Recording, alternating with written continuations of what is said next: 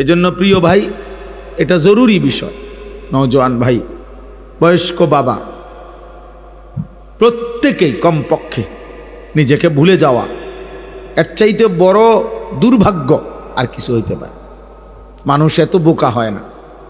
একজন সুস্থ স্বাভাবিক মানুষ এত বোকা হয় না যে আমি ইচ্ছা করে ঠান্ডা মাথায় আমি নিজেই নিজেকে জাহান্নামের হাতে তুলে দিলাম। এত বোকা মানুষ হয় না, এত বোকা মুসলমান হয় না, এত বোকা হয় না। সারাদিনে এক ওয়াক্ত নামাজ যার কপালে জোটে নাই, প্রিয় ভাই, তোমার পরিণতিটা কি? 365 দিনে, খোদার এক বছরে কোনো দিন যে ফজরের নামাজ জানেও না, আহা, শেষ পর্যন্ত তোমার গন্তব্য কোথায় হবে? প্রতিনিয়ত যারা সুদ খাচ্ছেন, কিস্তি নিতেছেন, হারাম খাইতেছেন, ওজনে কম দিতেছেন, অবৈধ উপার্জন করছেন, অসৎ ব্যবসা করছেন, শেষ পর্যন্ত আপনি কোথায় যাবেন? কি ভাবছেন নিজের জীবনের উপর? ওয়া ইন্নাল ফুজুরা ইয়াহদি ইলান নার, নবী সাল্লাল্লাহু আলাইহি ওয়াসাল্লাম বলেন, সমস্ত গুনাহ প্রতিনিয়ত মানুষকে জাহান্নামের দিকেই টেনে নিয়ে যাচ্ছে। প্রত্যেক গুনার ওই পিঠে আগুন আছে, গুনার ওই পিঠে আগুন আছে। এজন্য দোস্ত, বাবা, ভাই, সকলেই এটা বোঝা উচিত। কারো কথাও যদি না ভাবি, নিজের উপরে দয়া করে, নিজের উপরে রহম করে। তো আগার মেরা নিহি বানতা না বান আপনা তো বান, তুমি যদি আমার কোনো উপকারে না আসো, এই দেশ, এই পরিবার, এই জাতি, এই সমাজ, এই রাষ্ট্র, যারা কেউ যদি তোমার দ্বারা কোনো কল্যাণ উপকার নাও পায়, তুমি নিজের জন্য কিছু করো। আপনা তো বান, নিজের জন্য তো হও, নিজের ভালোটাও করবা না। মানুষ এত বোকা হয়।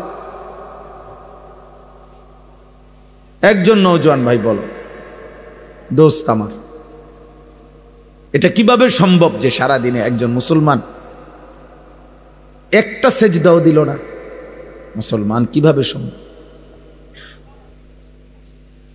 তোমার কি কোনো আল্লাহ নাই? তোমার কোনো নবী নাই? তোমার কোনো বাবা মা নাই? তোমার কোনো ধর্মের পরিচয় নাই? তোমার কোনো সৃষ্টিকর্তা নাই? তিনি কিছুই বলবেন না? আল্লাহ তাআলা বলেন, আয়াহসাবুনা আন্নামা নুমিদ্দুহুম বিহি মিন মালিন ওয়া বানিন নুসারিউ লাহুম ফিল খায়রাত বাল লা ইয়াশউরুন। কিছু মানুষকে আমি আল্লাহ তাআলা দুনিয়ায় কিছু সম্পদ এবং সন্তান সন্ততি, ভাত মাছ চাল ডাল, স্ত্রী সন্তান, টাকা পয়সা, বাড়ি দালান, এগুলা কিছু দিচ্ছি বলে ও ভাবতেছে, নাফরমান মনে করতেছে আমি আল্লাহ তার উপরে খুব কল্যাণ করতেছি, আমি তার উপরে সন্তুষ্ট, খুশি, এই জন্য তারে এই পরিমাণ দুনিয়া দিলাম। আল্লাহ বলে, বাল লা ইয়াশউরুন, না বান্দা, আসলে তারা বোঝে নাই যে দুনিয়া দিলে আমার সন্তুষ্টি বুঝায় না। কাউকে আমি আল্লাহ লক্ষ কোটি বারও যদি এই দুনিয়া, যদি 1000 বারও কাউকে পুরা দুনিয়া দেই, এটা আমার সন্তুষ্টির চিহ্ন নয়। ইবলিসকে তো আমি কিয়ামত পর্যন্ত হায়াত দিছি। ইবলিসকে আল্লাহ তাআলা হায়াত দিছে ইলা ইয়াউমিদ্দিন। আল্লাহ তাআলার কাছে সে যখন বিতাড়িত, আল্লাহ যখন তাকে বের করে দিছে, তখন সে হায়াত চাইছে। আল্লাহ আমাকে এই দুনিয়ার হায়াত পুরাটা দেন, একবার ইসরাফিলের ফু পর্যন্ত। আল্লাহ বলছে, যা দিলাম। তাহলে ইবলিসের চাইতে মালউন, রাজিম, অভিশপ্ত আর কে হইতে পারে? তাহলে আল্লাহর কাছে যে এতটা ঘৃণিত, আল্লাহর কাছে এতটা অভিশপ্ত, ওয়া ইন্না আলাইকাল লা'নাতা ইলা ইয়াউমিদ্দিন। আল্লাহ বলছে, আজকের থেকে নিয়ে কিয়ামত পর্যন্ত তোর উপরে আমি আল্লাহর লানত। এত লানত আল্লাহ যাকে দিলেন, অথচ তাকেই আল্লাহ বলছে, ঠিক আছে আমি তোকে আখিরাত পর্যন্ত হায়াত দিলাম, ইসরাফিলের ফু পর্যন্ত। ইবলিস কি মাঝখানে 2-1 মারা গেছে? কথা বলে না, মারা গেছে 2-1 বার। তো সেই প্রথম সৃষ্টি আদম আলাইহিস সালাম, ওনাকে সেজদা না দেওয়ার অপরাধে, আল্লাহর হুকুম লঙ্ঘন করার কারণে, সেই থেকে যে সে শয়তান, আজ পর্যন্ত তার মৃত্যু হয় না। তাহলে কোন নেককার লোক এতদিন বাঁচছে? তো তাইলে দুনিয়া তো আল্লাহ তাকে দিছে, দুনিয়া তো আল্লাহ তাআলা ইবলিসকেই দিছে, এত লম্বা হায়াত দিছে। এই পৃথিবীতে সবাই তো বাঁচতে চায়, ওই ইবলিসের সমান হায়াত তো এখনো কেউ পায় নাই। এই জন্য আল্লাহ বলেন, বান্দা দুনিয়া যদি আমি 1000 বারও পাও, 1000 বছরও যদি দুনিয়া পাও, তারপরও এটা আমার সন্তুষ্টির চিহ্ন না, সন্তুষ্টির চিহ্ন না। কাফের বেঈমানদেরকে আল্লাহ তাআলা প্রতিনিয়ত আমাদের চাইতে বেশি দুনিয়া দিয়ে রাখছে, অর্থ সম্পদ, প্রভাব প্রতিপত্তি, কিন্তু এটা আল্লাহর সন্তুষ্টি? আল্লাহ তাআলা বেঈমান মুশরিকদের উপরে রাজি খুশি? কথা বলে না। সন্তুষ্ট আল্লাহ? তাহলে তাদেরকে এত বেশি দুনিয়া দিলেন কেন? আমাদের দেশে 4 তলা 6 তলা বিল্ডিংওয়ালারে বড় লোক বলে, ইউরোপ আমেরিকার মধ্যে তো 4 তলা 6 তলা বিল্ডিংয়ে ছাগলও পালে না, ছাগলও তো পালে না ওইখানে। ওইখানে শূকর, যে ফার্মে পালে শূকর রাখে, ওইটাও তো সেন্ট্রাল এসি পুরাটা। আমাদের তো কোনো এক রুমে কেউ একটা এসি লাগাইলে, বাপরে কি বড় লোক রে, এসি লাগাইলেছে, এক রুমে লাগাইছে মাত্র। আর ওদের শূকরের খামার, ছাগলের খামারটাও তো এসি। আমার একজন পরিচিত লোক আছে, অস্ট্রেলিয়া থাকে, ওনার আমি জিজ্ঞাসা করছি, আপনি অস্ট্রেলিয়া কি করেন? বলছে হেলিকপ্টার দিয়ে সার দেই। কসম খোদা, হেলিকপ্টার দিয়ে কি দেয়? সার দেয় মিয়া। তার মানে বুঝাইছে যে কোম্পানির এত বড় প্রজেক্ট, 1000 একর সবজি করে, কৃষি করে, সেখানে সার দিতে গেলে এমনি দেওয়া সম্ভব না। হেলিকপ্টার দিয়ে কি দেয়? সার দেয়। আমরা দেশে হেলিকপ্টার দিয়ে সার দিব কোন সময়? এই নির্বাচনের পরেতে নাকি? এই ফেব্রুয়ারি নির্বাচনের পরের থেকে সার দিব হেলিকপ্টার দিয়া। আমরা দেশে অটো সইরেই তো শেষ হয়েছে না আমাকে, কি এর হেলিকপ্টার? তাহলে দুনিয়া তো আল্লাহ বেঈমানকে বেশি দিয়েছেন ভাই। ওয়াযারনি ওয়াল মুকাদ্দিবিনা উলিন নি'মাতি ওয়া মাহহিলহুম কালিলা। আল্লাহ তাআলা বলেন, আমার মুমিন বান্দা মিথ্যাবাদী নাফরমান পাপীদেরকে অল্প কিছুক্ষণের জন্য দুনিয়াটা একটু দাও। আল্লাহ বলছে, দাও ওরে, দাও তো, আরে এত কথা বলো না তো, দাও তো ওরে দুনিয়া। 50 বছর দাও, খাক। 60 বছরের জন্য দুনিয়া দাও ওকে, এই নাফরমানকে দাও দুনিয়া। আল্লাহ বলেন, কিন্তু মনে রেখো মুমিন বেশির থেকে বেশি 50 বছর, 60 বছর, 70 বছর ও নাফরমানি সত্ত্বেও দুনিয়া ভোগ করবে। কিন্তু আমি আল্লাহ বললাম, যেদিন চোখ বন্ধ হবে, কবর থেকে নিয়ে অনন্তকাল পর্যন্ত আর কোনো দিন আমি বেঈমানকে এক ঢোক পানিও আর দেব না, এক লোকমা খাবারও আর দেব, আর কোনো দিন, আর কোনো দিন। ইন্না লাদাইনা আনকালা ওয়া জাহিমা। আল্লাহ তাআলা বলেন, অবিশ্বাসী নাফরমানদের জন্য আমি আল্লাহ তাআলার কাছে নির্ধারণ আছে আগুনের শিকল, জাহান্নামের প্রজ্বলিত আগুন। পরে দাও দুনিয়া। এজন্য প্রিয় ভাই, বাবা, রাত গভীরে কমপক্ষে এটা ভাই, নওজোয়ান ভাই, তোমরা অনেক কষ্ট করছো, মাশাআল্লাহ। এই ভালোবাসার কোনো শব্দ দিয়ে বোঝানো যাবে না। আমি নিজেও বুঝি না, এটা মালিকের পক্ষ থেকে এটা পরীক্ষা। এই ভালোবাসা, এই মহব্বত, এই আবেগ, এই অস্থিরতা, নওজোয়ানদের সাথে এই সম্পৃক্ততা, কেন আমি নিজেও জানি না। আমি তো আসলেও কোনো প্রার্থী না, আমার কোনো মার্কা নাই, এবং একেবারে দিল থেকে বলতেছি, কোনো ইচ্ছাও নাই, ইচ্ছাও নাই। এমন কোনো না যে ঘুরে ঘাড়াই আইজক কাইলক কইব, এমনও না, এখানেও না, আমার এলাকাতেও না। আল্লাহর জন্য পথে পথে ঘুরি, আখিরাতের আশায় ঘুরি।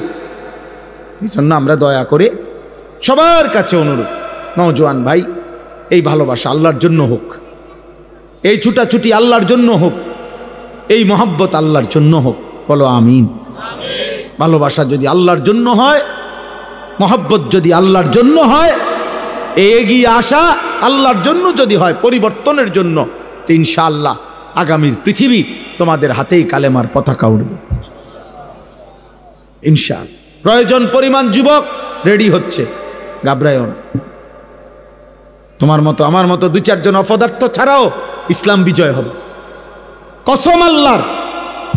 আল্লাহর নবী সাল্লাল্লাহু আলাইহি সাল্লাম বলছে, উম্মত শুনো, যদি কোনোদিন শুনো যে কিয়ামতের আর একদিন বাকি, তবুও মনে রাখবা মাহদী আসবে আর সারা বিশ্বময় ইসলামের বিজয়ের পতাকা উঠবে।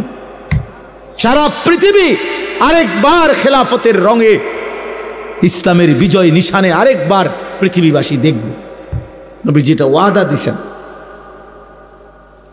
এজন্য যুবক ভাই আমার এই একটা লাইন কথা মনে রাখো, মক্কার জমিনে যেদিন আল্লাহর নবী সাল্লাল্লাহু আলাইহি সাল্লাম কালেমার দাওয়াত শুরু করছিলেন, সেদিন কিন্তু তিনি প্রত্যেকের কাছেই কালেমার দাওয়াত দিছেন, সমান গুরুত্ব দিয়েই দিছেন, কলিজার সবটুকু দিয়ে তিনি প্রত্যেকের কাছেই দাওয়াত দিছেন। কিন্তু মহান আল্লাহ পাক রব্বুল আলামিন বলছিলেন, বন্ধু দাওয়াত আপনি দিতে থাকেন, আপনি বলতে থাকেন, কিন্তু আপনার জন্য যে কয়জন সাহাবা লাগবে আর আমার ইসলাম বিজয়ের জন্য বিশ্বময় যে কয়জন মোমেন সাহাবী লাগবে আপনার, এটা আমি নেব। লাগবে যে কয়জন আমি নেব, যাদেরকে আমি চাই নেব, যাদেরকে আমি চাই নেব না।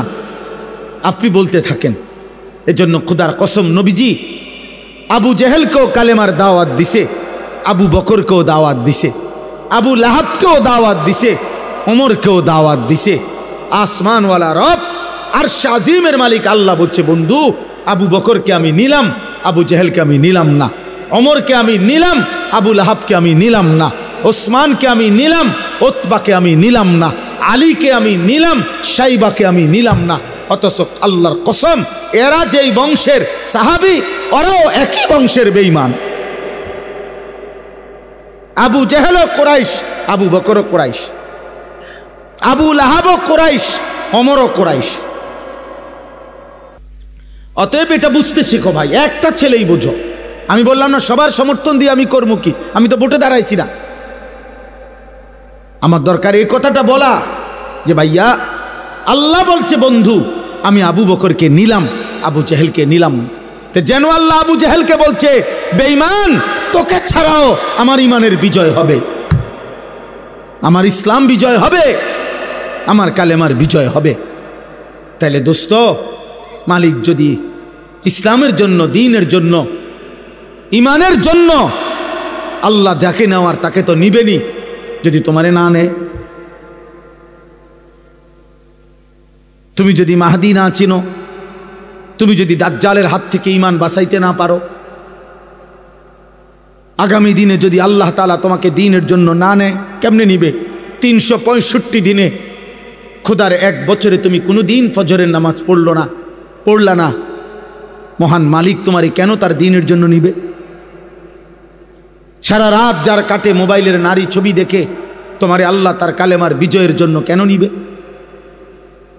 বছরের পর বছর যায় যার হারাম রোজগারে, তারে আল্লাহ তাআলা জান্নাতের জন্য কেন নিবে? আল্লাহর জান্নাতের লোকের কি ঘাটতি পড়ে গেছে, অভাব পড়ে গেছে? তাহলে এই জন্য বেশি গুরুত্বপূর্ণ এটা, এ কথা বুঝা যে আমাকে আল্লাহ তাআলা দ্বীনের উপরে রাখবে কিনা। হ্যাঁ, এটা যদি না হয়, আল্লাহ যদি পছন্দ না করে, আল্লাহ যদি বলে ওয়ালা তাকুনু কাল্লাযীনা নাসুল্লাহ ফাআনসাহুম আনফুসাহুম, কোরআনে আল্লাহ বলছে, বান্দা আমারে এই পরিমাণ ভুলে যেও না বেশি দিন আমাকে ভুলে গেলে আমি আল্লাহ বললাম একদিন আমি তোমাকে তোমার পরিচয় ভুলিয়ে দেব, আত্মভোলা করে দেব, আর কোনো দিন তোমার মনে পড়বে না তুমি মুসলমান। তোমার মৃত্যু হবে, তোমার কবর হবে, তোমার আখিরাত হবে, আমি ভুলিয়ে দেব। ফাআনসাহুম আনফুসাহুম, আমি তোমার পরিচয় তোমারে ভুলিয়ে দেব। আত্মভোলা, আত্মবিস্মৃত হয়ে যাবা। নিজের বংশ, নিজের ইজ্জত, তোমাদের অগণিত ছেলে যাদের মাথায় মুশরিকের চুল, বেঈমানের চুল, তোমাদের একজনেরও তোমাদের বাবার কথা মনে নাই। তোমার বাবা এমন ছিল না, তোমার বংশ এমন কারো চুল নাই। বিগত 100 বছরে তোমার ফ্যামিলির কেউ এমন চুল রাখে নাই, তুমি কোন বেঈমানের মতো চুল রাখছো? মানে তুমি এই প্রথম তোমার বংশ থেকে, তোমার ধর্ম থেকে তুমি নিজেকে সম্পর্ক বিচ্ছিন্ন করে দিলা।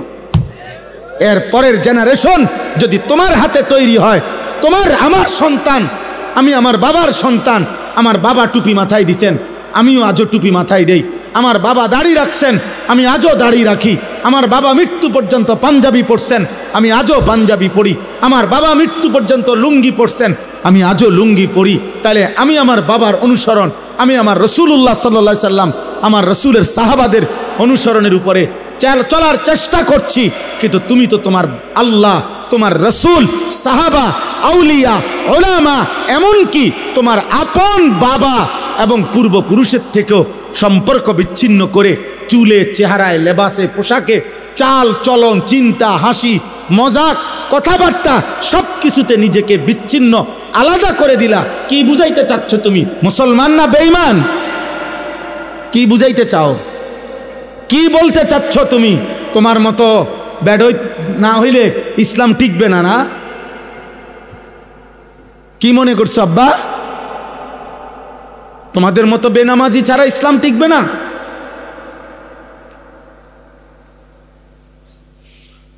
গত আমলে বাংলাদেশের সমস্ত পণ্যের দাম উঠানামা করে, একটা পণ্যের দাম কমে আবার বাড়ে।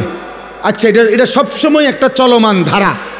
কিন্তু যেই চামড়া বিক্রি করতো স্বাভাবিকভাবে 2000-2200 টাকা, 2500 টাকা, কমসে কম 3000 টাকা, এইটারে সূক্ষ্মভাবে সিন্ডিকেট করে, কৌশল করে এই ফ্যাসিস্টের দোসররা গত আমলে কৌশল করে, পরিকল্পনা করে বলছে যে কওমি মাদ্রাসার হুজুরদের বছরে একটা বড় আয়ের উৎস চামড়ার টাকা।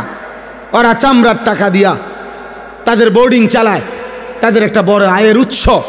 এই জন্য ঠান্ডা মাথায় কৌশল করে চামড়ার মূল্যটাকে এমনভাবে নামায় লাইছে, এটার দাম হয়ে গেছে 100 টাকা, 200 টাকা।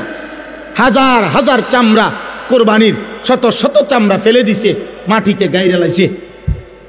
কেউ দাম নাই, কেউ নেয় না, ট্যানারিওয়ালারাও নেয় না।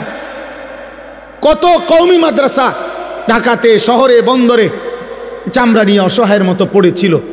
দুশ্মন ভাবছে, ষড়যন্ত্রকারী মুনাফিকরা ভাবছিল এতে করে কওমি মাদ্রাসাগুলো শেষ হয়ে যাবে।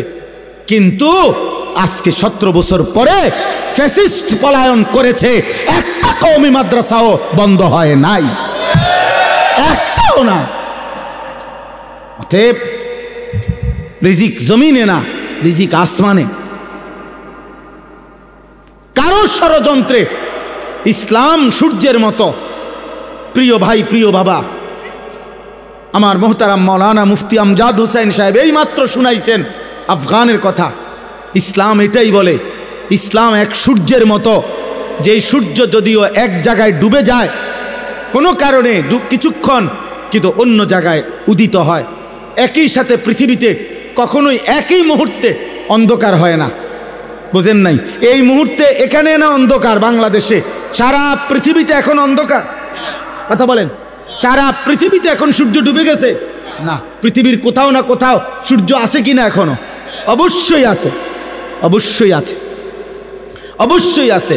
ইসলাম এমন সূর্যের মতো, কোনো জায়গায় যদি কোনো সময় কোনো প্রেক্ষাপটে মুসলমান নির্যাতিত হয়, মুসলমান ব্যাপকভাবে যদি শহীদ হয়, শেষও হয়ে যায়, কিন্তু একই মুহূর্তে পৃথিবীতে ইসরাফিলের ফু পর্যন্ত কখনোই ইসলাম চূড়ান্ত একসাথে ধ্বংস হবে না, এটা আল্লাহর ওয়াদা। এই জন্য যদিও গাজা, ফিলিস্তিনের মুসলমান রক্তের দরিয়ায় ভাসতেছে, কষ্টের দরিয়ায় ভাসতেছে, অভুক্ত হয়ে মরতেছে। যদিও রক্তর জমছে, শাহাদাতের খুন দিতেছে, দেখলে মনে হচ্ছে মুসলমান শেষ। না, আল্লাহ বলছে আবার তাকিয়ে দেখো, আফগানে ইমানের সূর্য পথপথ করে উঠছে, ইসলামের সূর্য উঠছে। ইসলাম ডুবে নাই, ইসলাম হারে নাই, ইসলাম হারে নাই। সারা পৃথিবী একবার হলেও, গোটা ইউরোপ, গোটা উন্নত বিশ্বের সমস্ত পরাশক্তি একবার হলেও, একাকী হলেও কলজার মধ্যে একটা কাঁপ দেয়, শুধু একবার আফগানের নাম উচ্চারণ হল। এ মুসলমান। হজ্জের মধ্যেও আমরা দেখছি বারবার এ তাওয়াফ করতে করতে, আল্লাহর ঘরের মধ্যে তাওয়াফের সময় যেই কোনোখানে আফগানি একটা মানুষ, ওরে দেখলে বোঝা যায় এটা আলগা কিছু, আলাদা মানুষ, এক বাহাদুর, এক বীর, এক মর্দে মুজাহিদ। অতএব ইসলাম হারে নাই বাবা। গাজার মুসলমান আবার দাঁড়াবে। একদিন ভোর হলে শুনবা বাপ, ফিলিস্তিনেও বিজয়ের পতাকা উঠছে। একদিন শুনবে ইসরায়েলের বেঈমান হেরে গেছে। ইনশাআল্লাহ, ইনশাআল্লাহ, ইনশাআল্লাহ। ইমামে মাহদি ফজরের নামাজ পড়ে ঈসা আলাইহিস সালাম সহ দাজ্জালের বাহিনী আর ইয়াহুদির বাহিনীর বিরুদ্ধে ফজরের নামাজের মুসল্লিদেরকে নিয়ে রওনা হবেন। কসম খোদার, এটাই কিতাবের ভবিষ্যৎবাণী যে ফজরের নামাজ পড়ে তিনি রওনা। আসরের ওয়াক্তেই মসজিদে আকসা সহ গোটা জমিন আল্লাহর দিন বিজয় করে ফেলবেন। হ্যাঁ হ্যাঁ, ইমানের বিজয় হবে, ইসলামের বিজয় হবে, আল্লাহর কালেমাই থাকবে, তুমি থাকতা না। চরিত্রহীন থাকবে না, লম্পট থাকবে না, নারী লোভী থাকবে না, জিনাকার ব্যভিচারী থাকবে না, অসৎ জুয়ারি থাকবে না, মদখোর, নেশাখোর আর গাঁজাখোর থাকবে না। তোমার নাম পৃথিবীতে থাকবে না। কোন নাফরমানের নাম থাকে না রে বাপ। ফেরাউনের নাম আজ পৃথিবীর কোনো কুত্তার নামও নাই। পৃথিবীতে কোনো কুত্তার নাম ফেরাউন কেউ রাখে না। পৃথিবীর কোনো কুত্তার নাম কেউ নমরুদ রাখে না। পৃথিবীর কোনো কুত্তার নাম কেউ আবু জাহেল রাখে না। পৃথিবীর কোনো কুত্তার নাম কেউ আবু লাহাব রাখে না। অথচ ইউরোপে, উন্নত বিশ্বে তারা কুকুরের নাম রাখে, কারণ কুকুর ফালে, তারা নাম ধরে ডাক দেয় কুকুরে, টম, জেরি, এগুলো নাম ধরে। বেঈমানের নাম থাকে না, নাফরমানের নাম থাকে না। তুমি নষ্ট হইও না বাপ, তুমি ভুল করছ, তুমি ভুল করছো। এই চুল তোমার ইজ্জত দিবে না, এই চুল তোমার অপমান করে।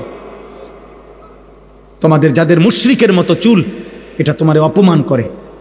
বেঈমান তোমাদেরকে নিয়ে হাসে ওইখান থেকে বৈশা, ওরা হাসে, দেখো ওর নাকি আল্লাহ বলে রব, ওর নবীর নাম নাকি মুহাম্মদ সাল্লাল্লাহু আলাইহি সাল্লাম, ওর ধর্মের নাম নাকি ইসলাম, ওর কিতাবের নাম নাকি কোরআন, ও নিজে বলে নাকি ও মুসলমান। অথচ এই পর্যন্ত 3 বছরে ওরে যতটি ডিজাইন দিলাম চুলের, ও সবটি গ্রহণ করলো।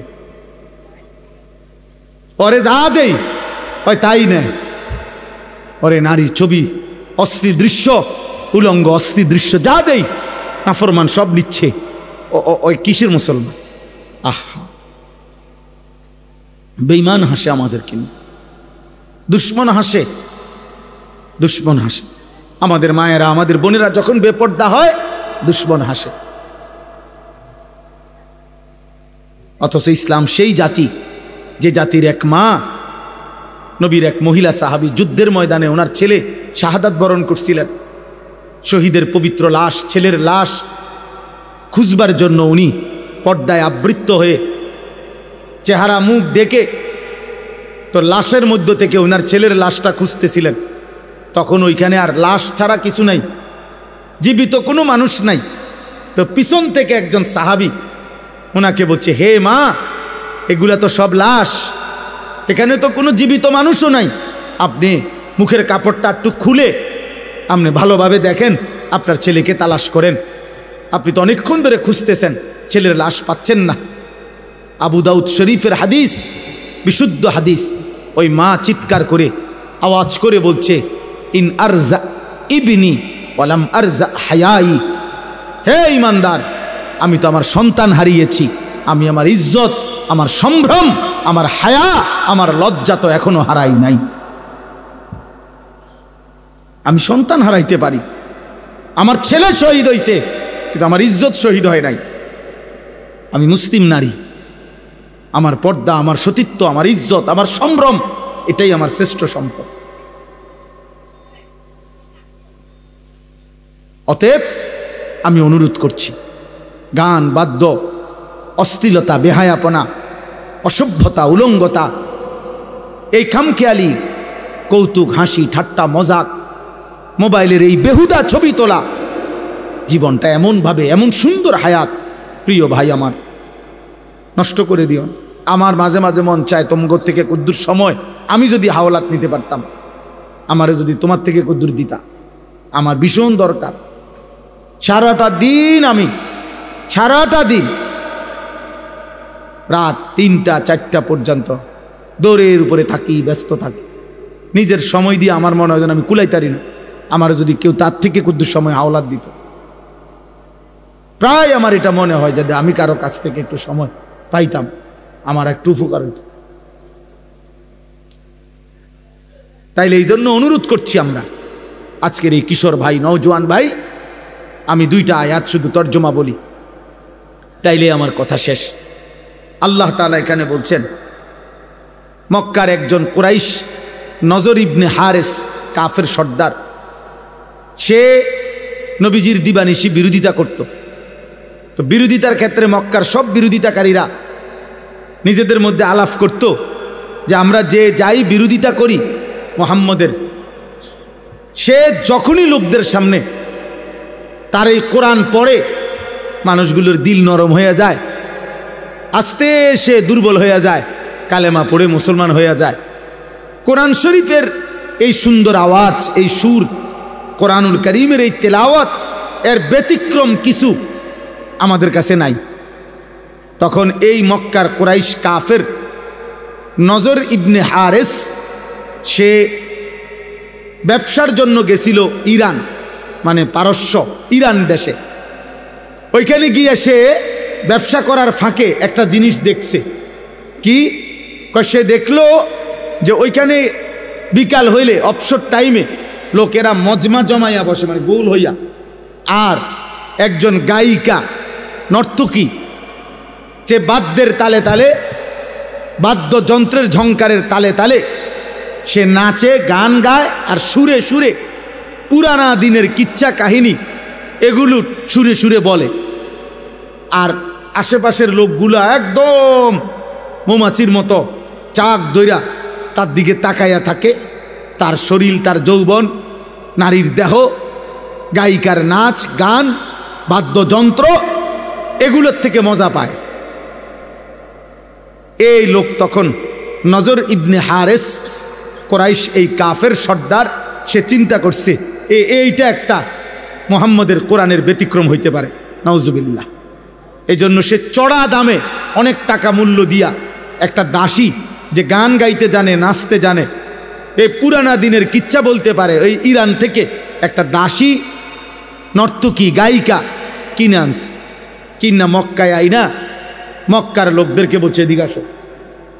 দুষ্ট প্রকৃতির কিছু যুবক এবং কিছু গাফেল মানুষকে একসাথ করে বলছে, সবাই গোল হইয়া বসো, এখন শুনো কি কয়।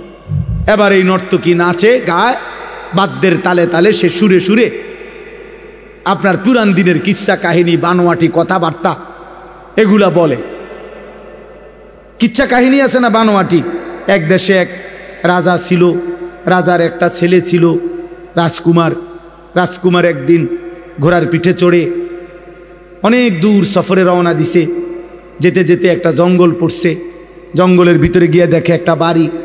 বাড়ির ভিতরে গিয়া ভিতরে ঢুকে দেখে একজন রাজকুমারী ঘুমায় আছে। পরে উঠাইয়া বলছে, আমি তোমাকে বিবাহ করব। রাজকুমারী বলছে, এমনে পারবা না, ওইখানে একটা পুকুর আছে, পুকুরের মধ্যে এক ডুব দিয়া তুমি নিচে গেলে একটা কৌটা পাইবা। কৌটার ভিতরে একটা ভ্রমর আছে, ভ্রমরটারে একটা টিপ দিয়া মাইরা লেলে একটা রাক্ষস মরে যাবে, যেই রাক্ষসটা আমারে ধরে এখানে আনছে, এবার তুমি আমারে নিতে পারবা। রাজকুমার ডুব দিয়া কৌটার ভিতর থেকে এই পোকাটা মাছিটা মারছে, রাক্ষস মরে গেছে। এরপরে রাজকুমারীকে ঘোড়ার পিঠে করে নিয়ে বাড়িতে আসছে, বিয়ে করছে, এখন সুখে শান্তিতে বসবাস করতেছে। এটি কাহিনী, এটি কোনো কথা হইল? আগে এরকম কাহিনী ছিল না। হ্যাঁ, গল্প আর কি, রাজকুমারের গল্প, ডালিম কুমারের গল্প। আমি তো ছোটবেলায় স্কুলের বইয়ে ডালিম কুমারের গল্প আমি পড়ছি, ক্লাস 3-4 স্কুলের বই। তাইলে এরকম বানোয়াটি কাহিনী, গান, বাদ্য, গায়িকা, গানের আসর জমাইত। আল্লাহ তাআলা তখন কোরআন শরীফের এই আয়াত নাজিল করছে। এই শেষ কথা আল্লাহ তাআলা বলেন, অমিনান নাসি মান ইয়াশতারি লাহওয়াল হাদিস লিয়ুদিল্লা আন সাবিলিল্লাহ বিগাইরি ইলমিন ওয়া ইয়াত্তাখিযাহা হুজুয়া। আল্লাহ বলেন, বন্ধু, কিছু মানুষ আছে এমন যারা অনর্থক কথাবার্তার জন্য এই হারাম গান, বাদ্য, গায়িকা, বাদ্যযন্ত্র এবং অসার, অবান্তর, অপ্রয়োজনীয় বেহুদা কথাবার্তার আসর জমায়, এরকম ব্যবস্থা করে, সংগ্রহ করে। আমি আল্লাহর পথ থেকে আমার বান্দাদেরকে দূরে সরাবার জন্য অজ্ঞ এবং মূর্খতা বশত ওয়াত্তাখিযাহা হুজুয়া, এই গান, বাদ্য, নভেল, নাটক, এই গল্প, কৌতুক, হাসি, ঠাট্টা, গায়িকার নাচ আর নর্তকীর নাচ আর নৃত্য বাদ্যের মাধ্যমে আমার দ্বীনকে উপহাস করে, আমার কোরআনকে তুচ্ছতাচ্ছিল্য করে। আল্লাহ বলেন, উলাইকা লাহুম আযাবুম মুহিন। আমি আল্লাহ ঘোষণা দিলাম, আপনি বন্ধুর মাধ্যমে জানিয়ে দিলাম, এমন নাফরমানদেরকে আমি আল্লাহ অত্যন্ত লজ্জাজনক, অপমানকর, যন্ত্রণাদায়ক আযাব দেব, আযাব দেব। কোরআনের মোকাবেলায়, আমার দ্বীনের মোকাবেলায় যে গান, বাদ্য, নৃত্য, গায়িকা, নায়িকা, গানের আসর, গল্পের আসর, বেহুদা কথার আসর জমায়, ঠাট্টা, কৌতুক, মজাক করে, আল্লাহ বলেন আমি তাকে শাস্তি দেব। আজকে এই কথাটাই আমি শুধু নসিহত করলাম। প্রিয় ভাই নওজোয়ান, দিন রাত সময়ের বেশি অংশ তোমরা তোমাদের মোবাইল দিয়ে কি করো বলো আব্বা? হয় নারী দেখো, নয় ছবি দেখো, নয় গান শুনো, নয় বাদ্য শুনো, নাই তো বেহুদা ফালতু কথাবার্তা, অশ্লীল ছবি, অপ্রয়োজনীয় কাজ ছাড়া এতটা সুন্দর হায়াত, যৌবনের এই শক্ত সামর্থ্য শরীর নষ্ট করে দিচ্ছ। এটা ঠিক না বাপ। এজন্য আমি আজকে এই রাত গভীরে প্রত্যেকটা যুবক সহ বাবা, ভাই সকলকে অনুরোধ করছি, বয়স্করাও যারা চা দোকানে আড্ডা দেন, বয়স্ক বাবা যারা নাটক সিনেমার সামনে আড্ডা দেন, বয়স্ক বাবা যারা টেলিভিশনের সামনে ঘন্টার পর ঘন্টা বসে থাকেন, আপনাদের কাছে বলছি, ইমামে আজম আবু হানিফা, আমাদের ইমাম, পরিষ্কার তিনি বলছেন, সিমাউল আগানি ফিসকুন, গান শোনা এটা প্রকাশ্য পাপ, অত্তালাজ্জুদু বিহা কুফরুন। ইমামে আজম আবু হানিফা বলেন, গান শুনে যদি কেউ মজা পায়, স্বাদ পায়, আহ আহ করে উঠছে, অথবা এরকম তাল মারছে, অথবা পায়ের তাল ঝুমকুরের সাথে, বাদ্যের সাথে, গানের তালে যদি সে ডোলে, মজা পায়, নড়াচড়া করে, স্বাদ পায়, আহ করে, হ্যাঁ আওয়াজ করে, ইমামে আজম আবু হানিফা বলেন এরকম স্বাদ এবং মজা পাওয়া কুফরি, কুফরি, কুফরি। তাইলে দোস্ত, হতে পারে গান, হতে পারে বাদ্য, এই গায়িকা, এই নর্তকী একদিন তোমার ঈমান হারা করে কবরে পাঠায় দিবে, কবরে পাঠায়। হযরত ওমর ইবনে আব্দুল আজিজ রাহমাতুল্লাহ আলাইহি বলছেন, যে কলিজার ভিতরে আল্লাহর কোরআন আছে সেখানে গান থাকতে পারে না, আর যেই কলিজার ভিতরে গান আছে, গানের আকর্ষণ আছে, ওই দিলের মধ্যে আল্লাহর কোরআন থাকতে পারে না। লা ইয়াজতামিউ ফি কলবিন ওয়াহিদিন আল কোরআন ওয়াল গিনা, ইম্মাল কোরআন ওয়া ইম্মাল গিনা, হয় গান থাকবে নয় কোরআন থাকবে।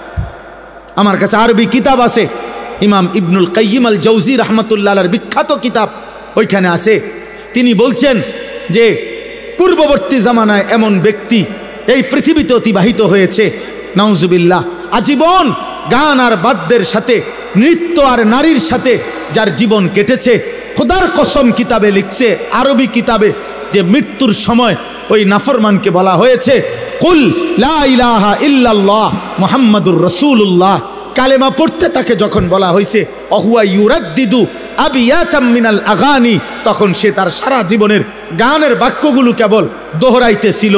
আল্লাহর কসম কিতাবে লিখছে শেষ পর্যন্ত এই গানের শব্দ বলতে বলতেই কালেমা ছাড়া বেঈমান হয়ে কবরে চলে গেছে। ইমামে আহমদ ইবনে হাম্বল রাহমাতুল্লাহ আলাইহি বলছে আল গিনা ইউমবিতুন নিফাকা ফিল কলব, গান বাদ্য নৃত্য গায়িকার আসর এটা কলিজার মধ্যে ধীরে ধীরে মুনাফিকি তৈরি করে, মুনাফিকি তৈরি। এজন্য নওজোয়ান ভাই, এমন হায়াত নষ্ট করো না, এমন রাত শেষ করো না, এমন জীবন নষ্ট করো না। আরেকবার দুনিয়ায় আসবা না আব্বা, আর কোনো দিন না। আল্লাহ তাআলা আমাদের প্রত্যেককে এই গান বাদ্য এই বেহুদা কথার থেকে, অশ্লীল বেহুদা গল্পের কৌতুকের আসর, ফালতু কথার আসর, এখান থেকে বাঁচার তৌফিক দান করে। কোরআনে আছে আল্লাহ বলছে আফামিন হাযাল হাদিসি তাজাবুন ওয়া তাদহাকুনা ওয়া লা তাবকুন ওয়া আনতুম সামিদুন। আল্লাহ বলছে এই নাফরমান আমার বন্ধু মক্কার গলিতে গলিতে আমার কোরআন পড়ে, আর তোরা আমার কোরআন শুনে হাসো আর গান শুনো, ওয়া লা তাবকুন, তোমরা চোখে একটু পানিও পড়ে না। আহা এমন শক্ত পাষাণ কেমনে হইলা? কোরআন শরীফ আল্লাহ বলছে। আল্লাহ বলছে ইবলিসকে, ইবলিস বলছে আল্লাহ আমি যাচ্ছি, আপনি আমারে শুধু কিয়ামত পর্যন্ত হায়াত দেন, আমি আপনার সমস্ত আদমের সব সন্তান আমি জাহান্নামী করে দেব। নাউজুবিল্লাহ। কোরআনে আছে আল্লাহ তখন বলছে বেঈমান যা, তুই তোর দল বল সৈন্য সামন্ত নিয়া আমার বান্দার বিরুদ্ধে লাগিস। সেখানে আছে ওয়াস্তাফজিজ মানিস্তাতা মিনহুম বিসাউতিক, বলছে তোর কণ্ঠ দিয়া, তোর সুর দিয়া, তোর আওয়াজ দিয়ে তুই ইবলিস, তুই পারলে আমার বান্দাদেরকে আমার পথ থেকে দূরে সরায় দিস। তবে মনে রাখিস আমার খাঁটি বান্দা হাজার চেষ্টা করলেও তোর পথে যাবে না। তার মানে সমস্ত তাফসিরের মধ্যে আছে শয়তানের সুর, শয়তানের আওয়াজ, শয়তানের কণ্ঠ আল গিনা, গান। প্রতিটা গান, প্রতিটা বাদ্য, নারীর প্রতিটা নাচ, গানের সুর, গানের ঝংকার, বাদ্যযন্ত্রের আওয়াজ, এটা আল্লাহর কসম, এটা সাউতুশ শয়তান, এটা শয়তানের আওয়াজ, শয়তানের আওয়াজ, শয়তানের আওয়াজ, যার দ্বারা সে মানুষকে আল্লাহর পথ থেকে জাহান্নামের পথে নিয়ে যায়।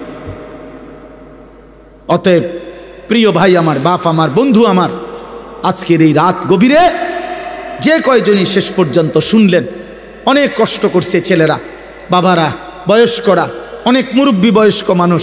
আমি আপনাদের সবাইকে মহব্বত করি।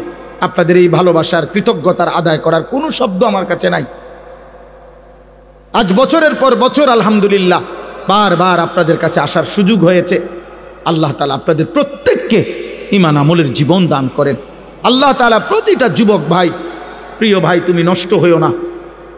এই পৃথিবীতে চরিত্রহীনকে কেউ মনে রাখে না রে বাপ। কোনো দুষ্ট চরিত্রহীনকে মানুষ মানুষ হিসাবে ডাকে না, ওই মন্দ নামে ডাকে। সুদখোরকে কেউ নাম ধরে ডাকে না রে বাপ, বলে সে একটা সুদখোর। মদখোর আর নেশাখোরকে মানুষ নেশাখোরই বলে। তোমার নাম আর ভুলে যায়, তোমার নাম নিশানাও ভুলে যাবে। পৃথিবী তোমার নাম নিবে না, বরং তোমার ওই অসৎ চরিত্রের নামে তোমারে ডাকবে। হয় বলবে নেশাখোর, নয় বলবে গাঁজাখোর, নয় বলবে ফুট্টাখোর, নয় বলবে বাবাখোর, নয় বলবে ডাইলখোর, নয় বলবে সুদখোর, নয় বলবে কিস্তেখোর, নয় বলবে হারামখোর। একটা না একটা বলবে, সামনে বলতে পারুক বা পিছনে বলুক। সাহসে না কুলাইলে সামনে বললো না আর কি, কিন্তু পিছনে হলেও বলুক। মন্দ লোককে কেউ উত্তম নামে ডাকে না, অসৎ চরিত্রবানকে কেউ উত্তম নামে ডাকে না। আল্লাহ আমাদের প্রত্যেকটা ছেলে, প্রত্যেকটা সন্তানকে হেফাজত করেন। আল্লাহ তাআলা কবুল করে নেন এই শাহেদা গোপ দারুল উলুম মুঈনুল ইসলাম মাদ্রাসা এতিমখানা। আজ 66তম মাহফিল। আল্লাহু আকবার। 66 বছর ধরে যে মাদ্রাসা তার আপন গতিতে এগিয়ে যাচ্ছে, আল্লাহ তাআলা যেন ইসরাফিলের ফু পর্যন্ত এই মাদ্রাসা কায়েম করে দেয়। মালিক চাইলে হবে না? 66 বছর যে মালিক টিকায় রাখছেন, 66 বছরও তো সে মালিক টিকাইতে পারেন ইনশাআল্লাহ, ইনশাআল্লাহ, ইনশাআল্লাহ। আমাদের শ্রদ্ধেয় জনাব কেনু মাস্টার সাহেব, উনি আমারও মহব্বত করতেন। সামনে আসতেন, বসতেন, কথা বলতেন। আল্লাহ তাআলা ওনার কবরকে নূরে নূরে নূরান্বিত করে দেন। আল্লাহ আপনি আমাদের সবাইকে মাফ করে দেন। প্রিয় ভাই, প্রিয় নওজোয়ান, আমি বাস্তবিক অর্থে কারো কোনো ধাক্কাধাক্কি আমার মূল মাকসাদ না। আমরা সবগুলো ছেলে, তোমরা নওজোয়ান, এটা আমার একটা ছোট্ট ফিকির। চেষ্টা করি নিয়মিত যে কিশোর নওজোয়ান মুসলমানের ফিরবে। হয়তো আমরা একদিন থাকবো না, কিন্তু ইনশাআল্লাহ আমাদের বর্তমান নওজোয়ান, এখন যাদের বয়স 16 বছর, 18 বছর, 20 বছর, আমাদের দিলের একটা হিসাব আর কি, মনের একটা চাহাত, মনের একটা বুঝাপড়া, যে আমার মনে হয় আর কি আগামী দিন ইনশাআল্লাহ এদের মাঝ থেকেই ইমানদার যুবক মাহাদির পক্ষে লড়বে ইনশাআল্লাহ। এটা আমার দিল বলে, আমার দিল বলে। আমি এটার কোনো দলিল দিচ্ছি না, আমি এমনি বলছি, আমার ব্যক্তিগত আবেগ, আমার মনে হয়। নাই তো আলহামদুলিল্লাহ চতুর্দিকে আমরা এটা দেখি। আলহামদুলিল্লাহ এখন শুধু আমি একজন বক্তা না, আলহামদুলিল্লাহ সব বক্তা ওলামা আলহামদুলিল্লাহ এখন ব্যাপকভাবে মাহফিলে, নওজোয়ান খুব বেশি মাহফিলে আসে, খুব আসে। আলহামদুলিল্লাহ বুঝাই যায় এখান থেকে ইনশাআল্লাহ মালিক পছন্দ করার যাদের, ঠিকই পছন্দ করতেছে, পছন্দ করতেছে। হ্যাঁ হ্যাঁ, পছন্দ করছে। আল্লাহ ঠিকই নেবে, আল্লাহ ঠিকই নেবে। আল্লাহ তাআলা তোমাদেরকেও আল্লাহর দ্বীনের জন্য কবুল করে নেন। এই মাদ্রাসাকে ভালোবাসো বাপ, তোমরা আগামী জেনারেশন, তোমাদের বাবা দাদারাও এই মাদ্রাসাকে মহব্বত করছেন। হ্যাঁ, তোমাদেরই পূর্বপুরুষের অনেকের কবর এখানে আছে। এই জন্য আমি সবাইকে অনুরোধ করব, নতুন প্রজন্ম যারা জেনারেশন, তোমরাও এই মাদ্রাসাকে ভালোবাসবা, মাদ্রাসার জন্য দান করবা, সহযোগিতা করবা, মাদ্রাসার পক্ষে থাকবা। আল্লাহ তাআলা আমাদের সকলকে ঈমান আমলের জীবন দান করেন, আমাদের সকলকে ঈমানি ফিকির দান করেন। আমি আমার মাদ্রাসার জন্য দোয়া চাই। আলহামদুলিল্লাহ আমার যেই ছোট্ট মাদ্রাসা আজকে আলহামদুলিল্লাহ আমরা 118 শতক জায়গা মাদ্রাসার জন্য নতুন কিনছি। আলহামদুলিল্লাহ প্রায় 2.5 কোটি টাকার উপরে মাদ্রাসার জন্য জায়গা কিনছি। স্বপ্ন দেখি, আশা আছে মালিক যদি হায়াত দেয়। বাচ্চাদের মাদ্রাসা তো আছে, প্রায় 500 ছাত্র আমাদের মাদ্রাসায় পড়ে। এখন 34 জন শিক্ষক কর্মচারী আছে আমার মাদ্রাসায়। আমি একটা নতুন মাদ্রাসা করতে চাই এখানে, আরেকটা, যেই মাদ্রাসাটা আলাদা শিক্ষক কর্মচারী, আলাদা ভবন বড় করে করতে আশা রাখছি। সারা দেশের যত নওজোয়ান স্কুল, কলেজ, ইউনিভার্সিটি পড়ুয়া অথবা পড়ে না, বেকার, একারে ঠেলাওয়ালা, কুলিওয়ালা, দিন মজুর, বয়স্কও হোক, যেই কোনো মুসলমান যে আসবে যখন দিন শিখবে তখন, যার সময় যতক্ষণ দিন শিখবে ততক্ষণ, এই স্লোগান নিয়ে একটা বড় মাদ্রাসা করতে চাচ্ছি, যেখানে সর্বদা আলাদা উস্তাদ, ছাত্র উস্তাদ থাকবে, স্টাফ থাকবে, যে যখন যেদূর সময় লেগে আসে ওই অদ্দূর কিছু না কিছু শিখবে। এই আশা নিয়ে এখনই কার্যক্রম চলতেছে। আলহামদুলিল্লাহ আজকেও সকাল থেকে শুরু হয়েছে আমাদের মাদ্রাসায় কিশোর যুবকদের জন্য কোর্স। প্রতি বন্ধের পরে 3 মাস পর পর আমরা এটা চালু করছি। গত আগস্টে একবার করছি, আজকেও প্রায় 130-35 জনের মতো ছাত্র, সব জেনারেল ছাত্র, অজু, নামাজ, সূরা, কেরাত, দোয়া, কালাম আলহামদুলিল্লাহ শেখার জন্য আমাদের মাদ্রাসায় কোর্স চলতেছে 3 দিনের। এভাবে 3 মাস পর পর আমরা এটা করি। আশা আছে সামনে সারা বছরের জন্য দীর্ঘমেয়াদী কাজ করার। আমরা দোয়া চাই, ভালোবাসা চাই, মহব্বত চাই। প্রত্যেকেই যার যার জায়গা থেকে ইনশাআল্লাহ মাদ্রাসার জন্য মহব্বত করবেন। আল্লাহ যেন এই শাহেদ আগব দারুল উলুম মঈনুল মাদ্রাসা এখনও যারা কমিটির সদস্য, এলাকাবাসী, আল্লাহ যেন সবাইকে কবুল করে। আমিন। সুবহানাল্লাহি ওয়া বিহামদিহি, সুবহানাকাল্লাহুম্মা ওয়া বিহামদিকা।